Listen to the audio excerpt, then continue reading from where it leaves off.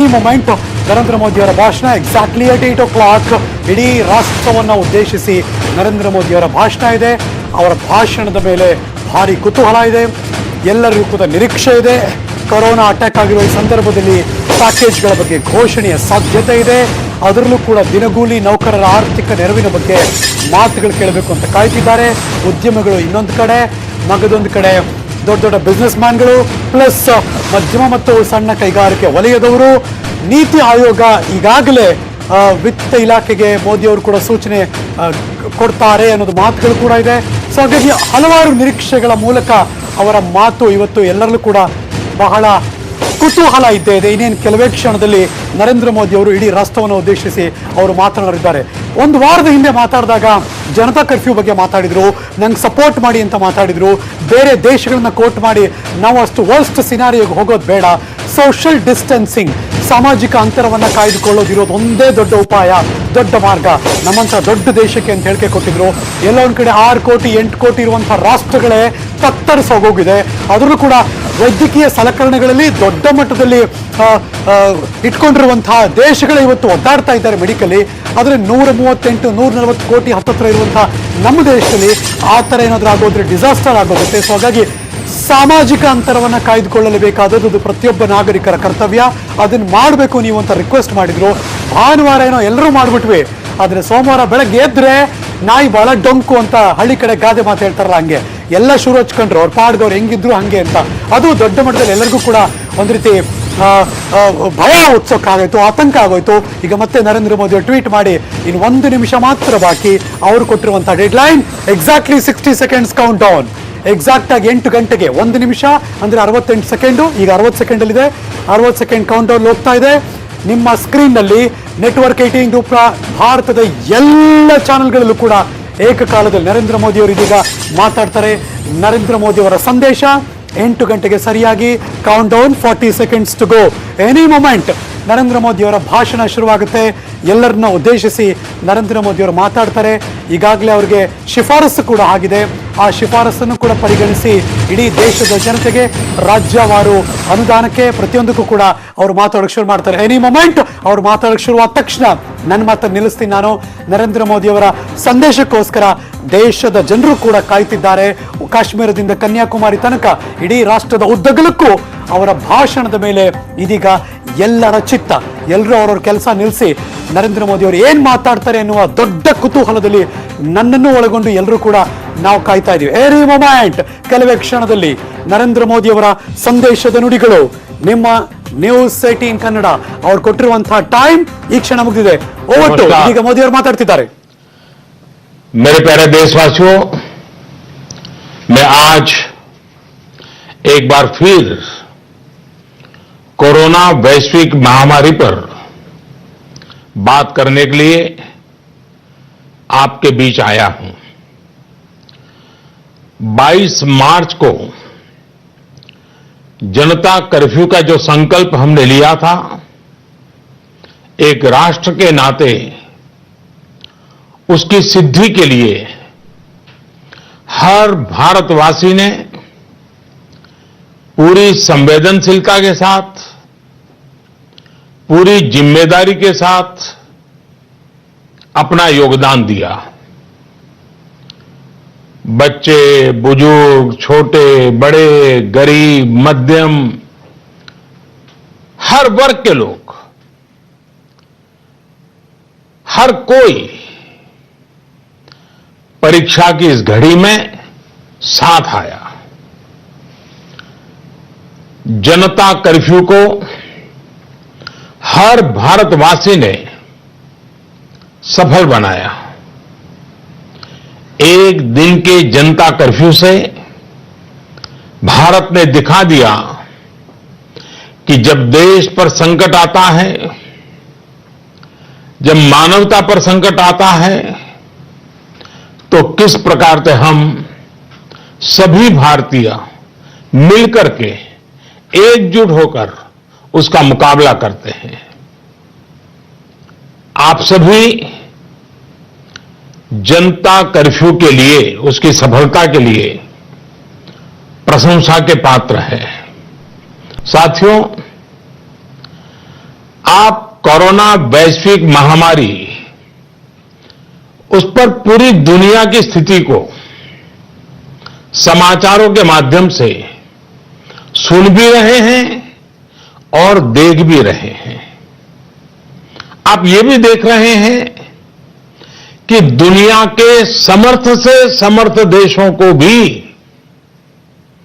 कैसे इस महामारी ने बिल्कुल बेबस कर दिया है।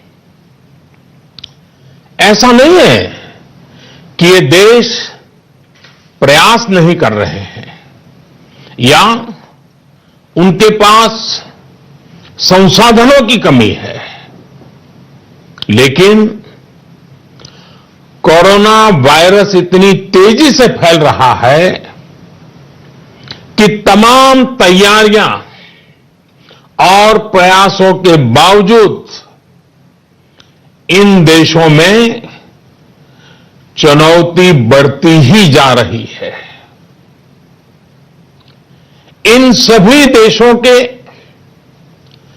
2 महीनों के अध्ययन से जो निष्कर्ष निकल रहा है, और एक्सपर्ट्स भी यही कह रहे हैं कि इस वैश्विक महामारी कोरोना से प्रभावी मुकाबले के लिए एकमात्र विकल्प है सोशल डिस्टेंसिंग। सोशल डिस्टेंसिंग यानी एक दूसरे से दूर रहना, अपने घरों में ही बंद रहना। कोरोना से बचने का इसके अलावा कोई तरीका नहीं है, कोई रास्ता नहीं है। कोरोना को फैलने से रोकना है तो उसके संक्रमण की जो साइकिल है, उस साइकिल को तोड़ना ही होगा। कुछ लोग इस गलतफहमी में है कि सोशल डिस्टेंसिंग केवल मरीज के लिए, बीमार लोगों के लिए आवश्यक है। यह सोचना सही नहीं। सोशल डिस्टेंसिंग हर नागरिक के लिए है, हर परिवार के लिए है, परिवार के हर सदस्य के लिए है, प्रधानमंत्री के लिए भी है। कुछ लोगों की लापरवाही, कुछ लोगों की गलत सोच आपको, आपके बच्चों को, आपके माता पिता को, आपके परिवार को, आपके दोस्तों को और आगे चल करके पूरे देश को बहुत बड़ी मुश्किल में झोंक देंगी। अगर ऐसी लापरवाही जारी रही तो भारत को इसकी बहुत बड़ी कीमत चुकानी पड़ सकती है। और यह कीमत कितनी चुकानी पड़ेगी, इसका अंदाजा लगाना भी मुश्किल है। साथियों, पिछले 2 दिनों से देश के अनेक भागों में लॉकडाउन कर दिया गया है। राज्य सरकार के इन प्रयासों को बहुत गंभीरता से लेना चाहिए। हेल्थ सेक्टर के एक्सपर्ट्स और अन्य देशों के अनुभवों को ध्यान में रखते हुए देश आज एक महत्वपूर्ण निर्णय करने जा रहा है। आज रात 12 बजे से पूरे देश में, ध्यान से सुनिए, पूरे देश में आज रात 12 बजे से संपूर्ण देश में संपूर्ण लॉकडाउन होने जा रहा है। हिंदुस्तान को बचाने के लिए, हिंदुस्तान के हर नागरिक को बचाने के लिए, आपको बचाने के लिए, आपके परिवार को बचाने के लिए आज रात 12 बजे से घरों से बाहर निकलने पर पूरी तरह पाबंदी लगाई जा रही है। देश के हर राज्य को, हर केंद्र शासित प्रदेश को, हर जिले, हर गांव, हर कस्बे, हर गली मोहल्ले को अब लॉकडाउन किया जा रहा है। ये एक तरह से कर्फ्यू ही है। जनता कर्फ्यू से भी कुछ कदम आगे की बात, जनता कर्फ्यू से जरा ज्यादा सख्त कोरोना महामारी के खिलाफ निर्णायक लड़ाई के लिए ये कदम अब बहुत आवश्यक है। निश्चित तौर पर इन लॉकडाउन की एक आर्थिक कीमत देश को उठानी पड़ेगी, लेकिन एक एक भारतीय के जीवन को बचाना, आपके जीवन को बचाना, आपके परिवार को बचाना, इस समय मेरी, भारत सरकार की, देश की हर राज्य सरकार की, हर स्थानीय निकाय की सबसे बड़ी प्राथमिकता है। और इसलिए मेरी आपसे प्रार्थना है और मैं हाथ जोड़ के प्रार्थना करता हूं कि आप इस समय देश में जहां भी हैं वहीं रहे। अभी के हालात को देखते हुए देश में ये लॉकडाउन 21 दिन का होगा, 3 सप्ताह का होगा।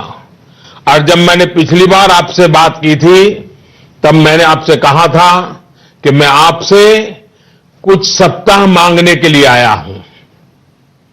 आने वाले 21 दिन हर नागरिक के लिए, हर परिवार के लिए बहुत ही महत्वपूर्ण है। हेल्थ एक्सपर्ट्स की माने तो कोरोना वायरस की संक्रमण साइकिल तोड़ने के लिए कम से कम 21 दिन का समय बहुत अहम है। अगर ये 21 दिन नहीं संभले तो देश और आपका परिवार 21 साल पीछे चला जाएगा। अगर ये 21 दिन नहीं संभले तो कई परिवार हमेशा हमेशा के लिए तबाह हो जाएंगे। और मैं ये बात एक प्रधानमंत्री के तौर पर नहीं, आपके परिवार के सदस्य के नाते कह रहा हूं। इसलिए बाहर निकलना क्या होता है ये इन 21 दिनों के लिए भूल जाइए। घर में रहे और एक ही काम करें कि अपने घर में ही रहें।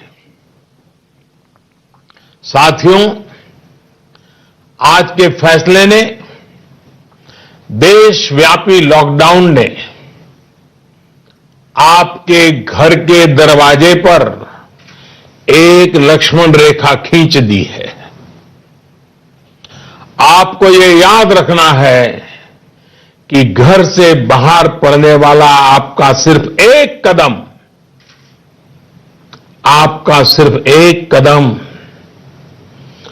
कोरोना जैसी गंभीर महामारी को आपके घर में ले आ सकता है।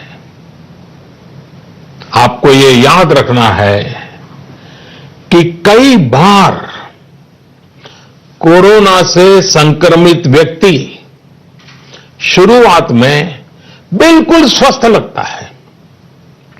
वो संक्रमित है इसका पता ही नहीं चलता।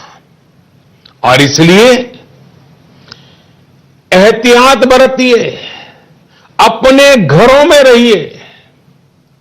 वैसे जो लोग घर में हैं, वो सोशल मीडिया पर नए नए तरीकों से, बहुत इनोवेटिव तरीके से इस बात को बता रहे हैं। एक बैनर जो मुझे भी पसंद आया, मैं आपको भी ये बहुत कम शब्दों में संदेश दिखाना चाहता हूं। कोरोना यानी कोई रोड पर ना निकलने। कोरोना यानी कोई रोड पर ना निकले। साथियों, एक्सपर्ट का यह भी कहना है कि आज अगर किसी व्यक्ति में कोरोना वायरस पहुंचता है तो उसके शरीर में इसके लक्षण दिखने में कई कई दिन लग जाते हैं। इस दौरान वो जाने अनजाने हर उस व्यक्ति को संक्रमित कर देता है जो उसके संपर्क में आता है। वर्ल्ड हेल्थ ऑर्गेनाइजेशन की रिपोर्ट बताती है कि इस महामारी से संक्रमित एक व्यक्ति, सुनिए, एक व्यक्ति सिर्फ हफ्ते 10 दिन में सैकड़ों लोगों तक इस बीमारी को पहुंचा सकता है। यानी ये आग की तरह तेजी से फैलता है। वर्ल्ड हेल्थ ऑर्गेनाइजेशन का ही एक और आंकड़ा बहुत महत्वपूर्ण है। साथियों, दुनिया में कोरोना वायरस से संक्रमित व्यक्तियों की संख्या को पहले 1 लाख तक पहुंचने में 67 डेज, 67 दिन लग गए थे। यानी 1 लाख तक पहुंचने में 67 दिन। उसके बाद सिर्फ 11 दिन में ही 1 लाख नए लोग संक्रमित हो गए, यानी 2 लाख हो गए। सोचिए, पहले 1 लाख लोग संक्रमित होने में 67 दिन लगे और फिर इसे 2 लाख लोगों तक पहुंचने में सिर्फ 11 दिन लगे। ये और भी भयावह है कि 2 लाख संक्रमित लोगों से 3 लाख लोगों तक ये बीमारी पहुंचने में सिर्फ 4 दिन लगे। आप अंदाजा लगा सकते हैं कि कोरोना वायरस कितनी तेजी से फैलता है। और जब ये फैलना शुरू करता है तो इसे रोकना बहुत मुश्किल होता है। साथियों, यही वजह है कि चीन, America, France, Germany, Spain, Italy, Iran जैसे अनेक देशों में जब कोरोना वायरस ने फैलना शुरू किया तो हालात बेकाबू हो गए। और ये भी याद रखिए, इटली हो या अमेरिका, इन देशों की स्वास्थ्य सेवा, उनके हॉस्पिटल, उनके यहां आधुनिक संसाधन पूरी दुनिया में बेहतरीन है। उनकी व्यवस्थाएं बेहतरीन मानी जाती हैं। बावजूद इसके ये देश कोरोना का प्रभाव कम नहीं कर पाए। सवाल ये कि इस स्थिति में उम्मीद की किरण कहां है? उपाय क्या है? विकल्प क्या है? साथियों, कोरोना से निपटने के लिए उम्मीद की किरण उन देशों से मिले अनुभव है जो कोरोना को कुछ हद तक नियंत्रित कर पाए। हफ्तों तक इन देशों के नागरिक घरों से बाहर नहीं निकले।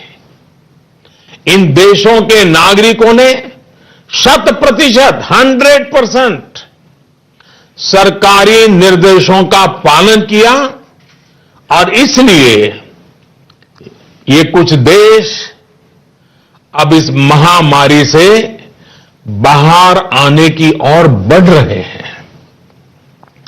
हमें भी ये मानकर चलना चाहिए कि हमारे सामने सिर्फ और सिर्फ यही एक मार्ग है, एषः पंथाः। हमें घर से बाहर नहीं निकलना है, चाहे जो हो जाए घर में ही रहना है। सोशल डिस्टेंसिंग प्रधानमंत्री से लेकर के गांव के छोटे से नागरिक तक सबके लिए कोरोना से तभी बचा जा सकता है जब घर की लक्ष्मण रेखा न लांघी जाए। हमें इस महामारी के वायरस का संक्रमण रोकना है, इसके फैलने की चेन को तोड़ना है। साथियों, भारत आज उस स्टेज पर है जहां हमारे आज के एक्शन तय करेंगे कि इस बड़ी आपदा के प्रभाव को हम कितना कम कर सकते हैं। ये समय हमारे संकल्प को बार बार मजबूत करने का है। ये समय कदम कदम पर संयम बरतने का है। आपको याद रखना है, जान है तो जहान है। साथियों, ये धैर्य और अनुशासन की घड़ी है। जब तक देश में लॉकडाउन की स्थिति है, हमें अपना संकल्प निभाना है, अपना वचन निभाना है। मेरी आपसे हाथ जोड़ करके प्रार्थना है कि घरों में रहते हुए आप उन लोगों के बारे में सोचिए, उनके लिए मंगल कामना करिए जो अपना कर्तव्य निभाने के लिए खुद को खतरे में डालकर काम कर रहे हैं। उन डॉक्टर्स, उन नर्सेस, पैरामेडिकल स्टाफ, पैथोलॉजिस्ट, उनके बारे में सोचिए जो इस महामारी से एक एक जीवन को बचाने के लिए दिन रात अस्पताल में काम कर रहे हैं। अस्पताल प्रशासन के लोग, एम्बुलेंस चलाने वाले ड्राइवर, वार्ड बॉयज, उन सफाई कर्मचारियों के बारे में सोचिए जो इन कठिन परिस्थितियों में दूसरों की सेवा कर रहे हैं। आप उन लोगों के लिए प्रार्थना करिए जो आपकी सोसाइटी, आपके मोहल्लों, आपकी सड़कों, सार्वजनिक स्थानों को सैनिटाइज करने के काम में जुटे हैं, जिसमें और जिसके कारण इस वायरस का नामो निशान न रहे।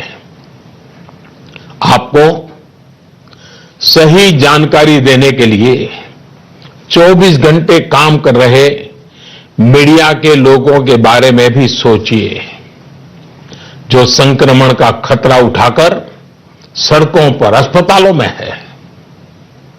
आप अपने आसपास के पुलिस कर्मियों के बारे में सोचिए जो अपने घर परिवार की चिंता किए बिना आपको बचाने के लिए, आपके परिवार को बचाने के लिए दिन रात ड्यूटी कर रहे हैं और कई बार कुछ लोगों के गुस्ताखे के भी शिकार हो जाते हैं, गुस्सा भी झेल रहे हैं।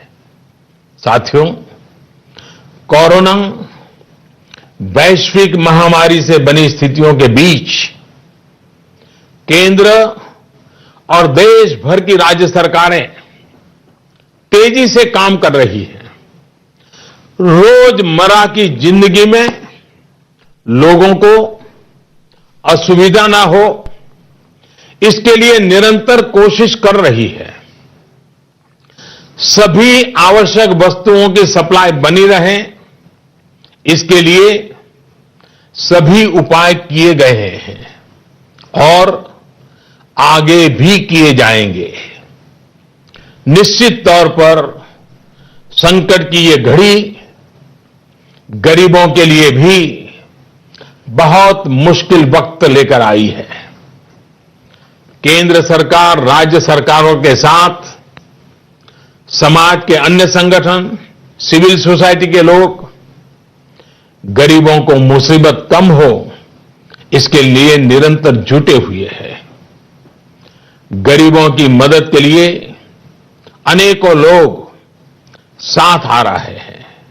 साथियों, जीवन जीने के लिए जो जरूरी है, उसके लिए सारे प्रयासों के साथ ही जीवन बचाने के लिए जो जरूरी है, उसे सर्वोच्च प्राथमिकता देनी ही पड़ेगी। इस वैश्विक महामारी से मुकाबला करने के लिए देश की स्वास्थ्य सुविधाओं को तैयार करने का काम केंद्र सरकार लगातार कर रही है। विश्व स्वास्थ्य संगठन, भारत के बड़े चिकित्सा और अनुसंधान संस्थानों तथा स्वास्थ्य विशेषज्ञों की सलाह और सुझाव पर कार्य करते हुए सरकार ने निरंतर फैसले भी लिए हैं। अब कोरोना के मरीजों के इलाज के लिए देश के हेल्थ इंफ्रास्ट्रक्चर को और मजबूत बनाने के लिए केंद्र सरकार ने आज 15,000 करोड़ रुपए का प्रावधान किया है। इससे कोरोना से जुड़ी testing facilities, personal protective equipments, isolation beds, ICU beds, ventilators और अन्य जरूरी साधनों की संख्या तेजी से बढ़ाई जाएगी। साथ ही मेडिकल और पैरामेडिकल मैन पावर की ट्रेनिंग का काम भी किया जाएगा। मैंने राज्य सरकारों से अनुरोध किया है कि इस समय सभी राज्यों की पहली प्राथमिकता सिर्फ और सिर्फ स्वास्थ्य सेवाएं ही होनी चाहिए, हेल्थ केयर ही प्राथमिकता होनी चाहिए। मुझे संतोष है कि देश का प्राइवेट सेक्टर भी पूरी तरह से कंधे से कंधा मिलाकर संकट और संक्रमण की इस घड़ी में देशवासियों के साथ खड़ा है। प्राइवेट लैब्स, प्राइवेट अस्पताल सभी इस चुनौतीपूर्ण दौर में सरकार के साथ काम करने के लिए आगे आ रहे हैं।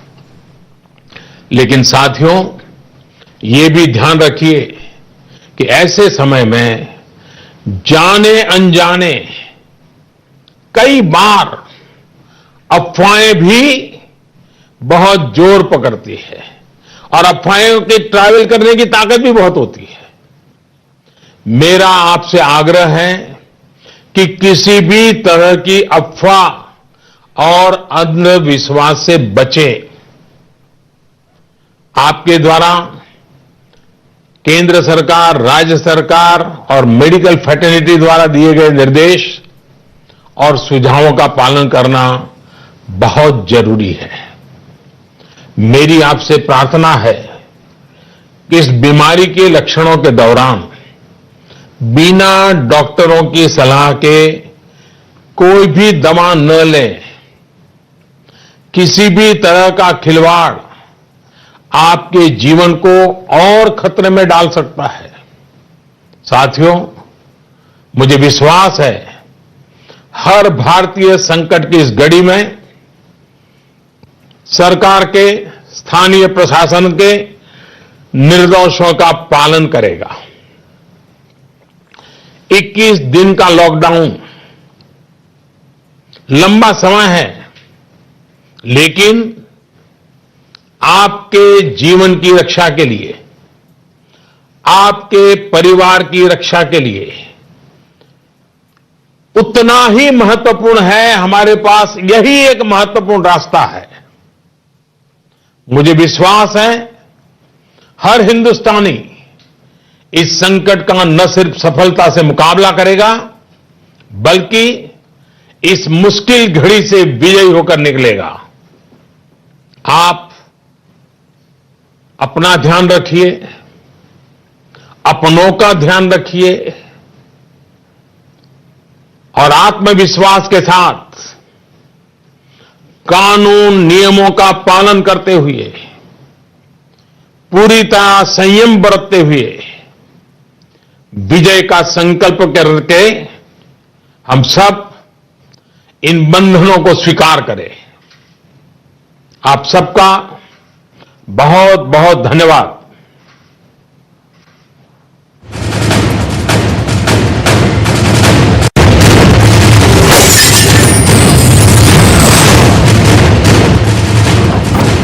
ಸುದೀರ್ಘ 28 ನಿಮಿಷಗಳ ಮಾತು ಸನ್ಮಾನ್ಯ ಪ್ರಧಾನಮಂತ್ರಿ ನರೇಂದ್ರ ಮೋದಿ ಅವರದು.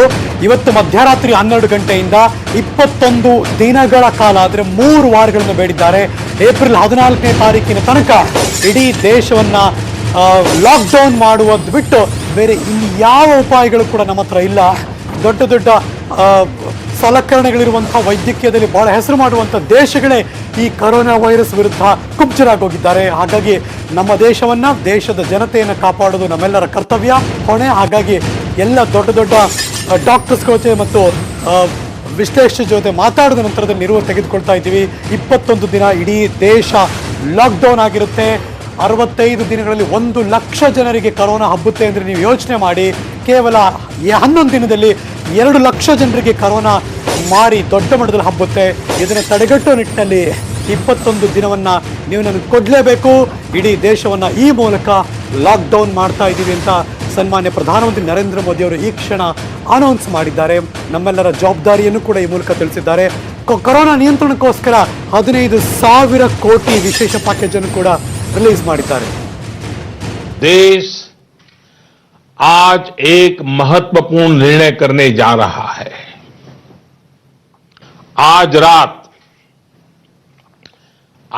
रात 12 बजे से पूरे देश में, ध्यान से सुनिए, पूरे देश में आज रात 12 बजे से संपूर्ण देश में संपूर्ण लॉकडाउन होने जा रहा है. हिंदुस्तान को बचाने के लिए, हिंदुस्तान के हर नागरिक को बचाने के लिए, आपको बचाने के लिए, आपके परिवार को बचाने के लिए आज रात 12 बजे से घरों से बाहर निकलने पर पूरी तरह पाबंदी लगाई जा रही है. देश के हर राज्य को, हर केंद्र शासित प्रदेश को, हर जिले, हर गांव, हर कस्बे, हर गली मोहल्ले को अब लॉकडाउन किया जा रहा है. ये एक तरह से कर्फ्यू ही है. जनता कर्फ्यू से भी कुछ कदम आगे की बात. जनता कर्फ्यू से जरा ज्यादा सख्त कोरोना महामारी के खिलाफ निर्णायक लड़ाई के लिए ये कदम अब बहुत आवश्यक है.